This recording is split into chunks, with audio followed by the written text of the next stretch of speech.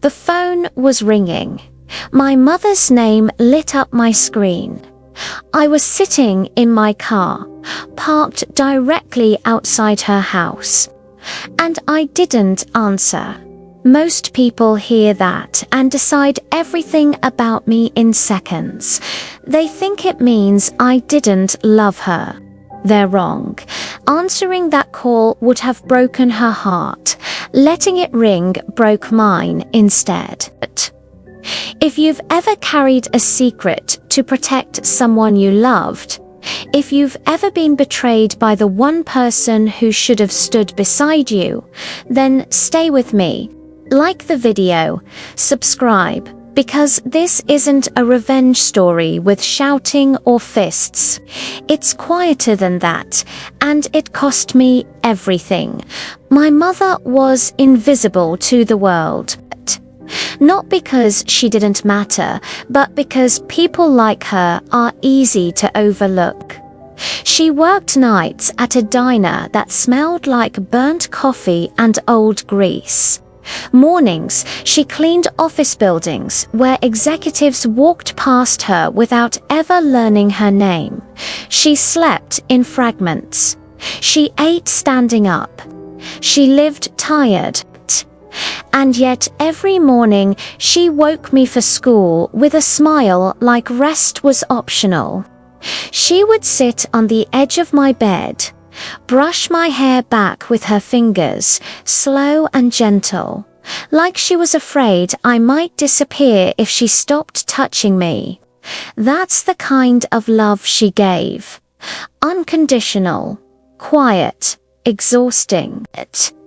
I learned early how to read her body language, how her shoulders slumped when bills were late, how her voice softened when she was scared, how she smiled harder when she didn't want me to worry. My brother didn't notice any of that. He didn't have to. My brother was everything I wasn't. Loud, confident, charming. He walked into rooms like the world owed him space. Strangers trusted him instantly. Teachers excused his behavior. Neighbors defended him even when they shouldn't have. And my mother adored him. He's got a good heart, she always said. He just needs time. Time to grow up. Time to change. Time to stop hurting people. Every time he messed up, she forgave him before he apologized. Every time I warned her, she told me not to be so hard on him. I learned something important back then. Truth sounds cruel when people don't want to hear it. So I stopped warning her. When my mother got sick, it didn't come with drama. No collapse. No sirens, just small things. Missed phone calls, unopened mail, her hand shaking when she held her coffee.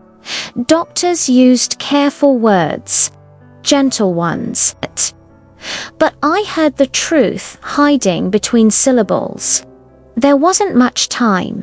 I took extra shifts, then double shifts, then whatever I could get.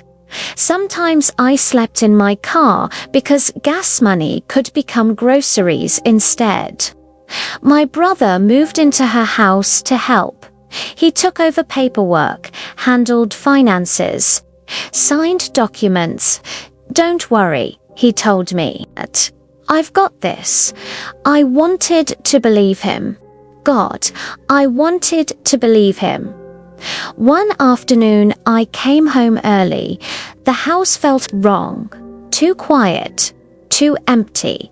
The couch she loved was gone, her framed photos gone. Even the old rocking chair by the window was missing. I stood there, heart pounding, convinced I was losing my mind. Then I saw the empty walls. The house had been sold, quietly. Legally, efficiently, power of attorney, fast signatures, quick cash. My brother had emptied her life while she was still alive, and then he disappeared. My mother kept asking when he was coming back. Every time the door opened, she smiled. Hope is cruel when it's misplaced. I lied to her every single day. He's busy. He loves you. He'll visit soon. Each lie tasted like metal. Then I found the voicemail. My brother's voice was calm, almost bored. He told me if I told her the truth, he'd make sure she died knowing her family was destroyed because of me. She won't survive that pain, he said. I hated him, but worse, I believed him. I collapsed onto the kitchen floor and cried until my lungs burned. There were no good choices left, only less cruelty. Hospice brought a bed into the living room. She stopped eating, stopped sleeping. Sometimes she'd reach for my hand like sleep itself was dangerous. She still asked about him. I still lied. The night she called me, I was sitting in my car outside the house. Another double shift finished. Hands shaking, eyes burning. My phone lit up. Her name. I watched it ring. I knew if I answered, my voice would break. And if it broke, the truth would spill out. So I didn't answer. She left a voicemail. She told me she was proud of me. She apologized for being a burden. She said she loved us both. She said she just wanted to hear my voice one more time. She died before morning. Years passed. I didn't heal. I prepared. I gathered records, saved messages, collected signatures. I waited. When my brother resurfaced at the funeral, he looked untouched. After the service, I handed him an envelope. He went pale. When the police took him away, he screamed my name, said I ruined his life.